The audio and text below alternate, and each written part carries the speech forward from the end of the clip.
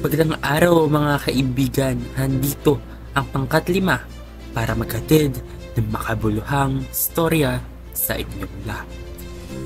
Ngunit, bago tayo magsimula, ay handog muna natin ang ating mga damdamin sa pangalan ni Jesus. Panginoon naming Diyos, patnubayan mo po kami sa araw na ito.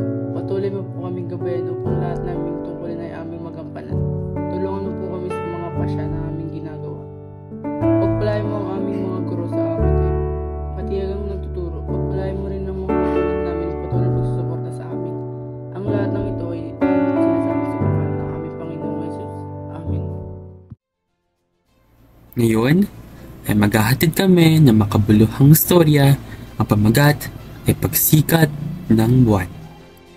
The Rising of the Moon mula sa Ireland na isinalin o sinulat ni Augusta Gregory. Sino nga ba si Augusta Gregory? Si Augusta Lady Gregory na buong pangalan ni Isabella Augusta Prese, ibinanak March 15, 1852, Roxburgh Country, Galway, Ireland. Namatay noong Mayo 22, 1932, Cole.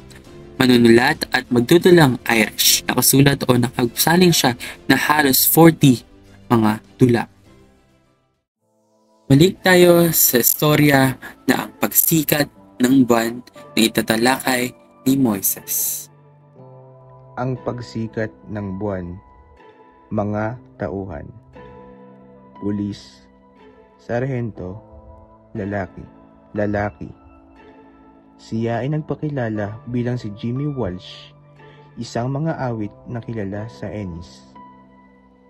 Nagsabi na kilala niya ang hinahanap ng sarhento na nakatakas.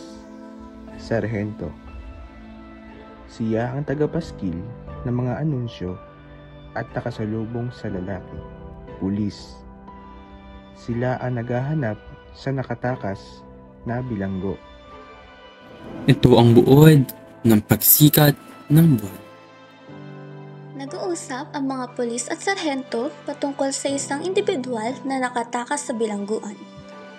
Nagrereklamo ang isang pulis na masyadong kaunti ang 100 piso na paubaya sapagkat ang taong nakatakas ay matalino at ang kanyang paraan ng pagtakas ay hindi pa nagagawa ng kahit sino. Pumunta sila at nagbantay sa mga posibleng puntahan nito upang lumisan. Iniwan ng mga pulis ang sarhento upang tumupad sa mga tungkulin nila. Ito ay may nakita ang sarhento na isang madungis na lalaki. Tinigil niya ito at tinanong kung saan ang karoroonan, ngunit hindi siya nito pinansin. Sinawayas niya ito kung saan tumigil ang lalaki at pinakilala bilang si Jamie Walsh, isang mang-aawit na kilala sa Ennis. Tunggol ng lalaki na nandito siya upang kumita ng salapin, kung saan pinakawalan din siya ng sarhento. Umupo siya isang tabi upang magbenta ng kaniyang pesya, ngunit pinigilan siya ng sarhento at sinabihan bumalik na lamang sa bayan.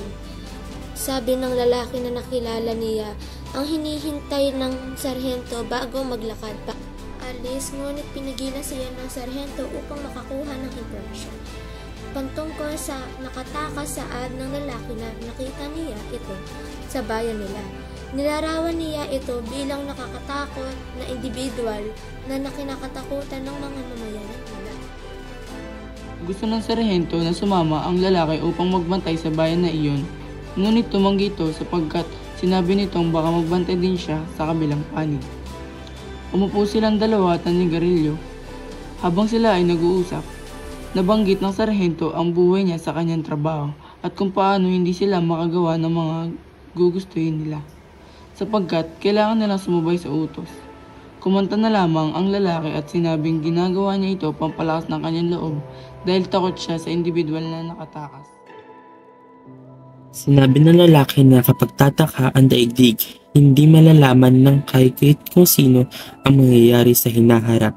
Kahit sino sa kanila ang pwede magplano at tumakas, at baka rin ay nasa panganib siya ngayon. Habang nag-uusap sila ay minarinig ang sarhento, ngunit pinanlang bahala man ng lalaki. Saad ng sarhento na baka iyon ay isang bangka at dala ng kanyang mga kaibigan sa pagtakas. Kinausap ng lalaki ang sarhento at sinabing papanig siya sa kanyang bayan bago umawit ng umawit. Nabunyag ang sarhento ng patutuhanan na ang lalaki ay bilang nakatakas na hinahanap niya. Pupunta na sana ang lalaki kung asan ang bangka, ngunit hindi siya pinapayagan ng sarhento. Bago man kung ano ang gawin ng lalaki, ay dumating ang dalawang pulis. Sabi ng lalaki na huwag niya ito ipagkakanulo sapagkat siya ay kaibigan ng mamamayan. Nang tanungin ang sarhento ng mga pulis, ay tinanggi niya na may dumaan doon. Tutulungan na sana ng mga pulis ang sarhento, ngunit sinabi niya na hindi na niya kailangan ng tulong nila. Pag-alis ng dalawa, ay binalik ng sarhento ang mga kagamitan nito at nagtaka kung siya ba ay isang dakilang hangal. Dumako naman tayo sa mga mahalagang pangyayari. Una, nakasalubong ng sarhento ang lalaki nagpakilala bilang isang mga awit na magbebenta ng kanyang mga pyesa. Pangalawa, sinabi ng lalaki na kilala niyang hinahanap ng sarhento na nakatakas sa bilangguan. Sinaad niya rin na nakita niya ito sa kanilang bayan at ito ay kinakatakutan ng marami.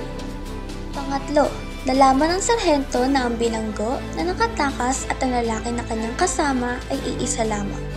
Apat, hindi alam ng sarhento kung tama ba ang ginawa ng pagtago sa lalaki at pagpanig sa kanila o kung siya ba ay isa lamang dakilang hangal. Aral o mensahe sa pagsikat ng buwan. Ang kwentong ito ay nakabatay sa isang komplikadong paksa. Dumako ito sa magkaibang panig at mga kanilang hakbang tungkol sa pagtatalo ng mga bansa. Ipinakita dito ang walang kasalanan sa pagitan ng dalawang panig at ginawa lamang nila ang kanilang mga tungkulin bilang mamayan ng kanilang bayan. Ang aral na makukuha natin dito ay ang pagkaintindi at pananalig nutmira sa sarili at sa kabilang panig dahil hindi lahat ng nangyari ay ginusto ng lahat. Ang kasukdulan. Nalaman ng sarhento na ang lalaki na kasama niya ay bilanggong nakatakas sa kulungan at ang taong hinahanap nila. Bakit iyon ang pamagat? Sumisimbolo ang kwento sa politika ng Ireland at England. Ito ay nagsasalamin sa political independence o nagre-rebelte ng mga mamayan na inilulubsob dahil sa kanilang kolonyalismo. Maraming salamat sa inyong pakikinig sa makabuluhang storya patungkol sa pagsikat ng buwan. Ngunit bago muna magtatapos, magpapakilala muna kami bilang isang grupo. Magandang umaga, ako si Marcos T. Ramirez. Ako si Candy Gray Tayang. Ako si Ezel. Ako po si Marian Escoblahor. At ako po si Marian. At kami ang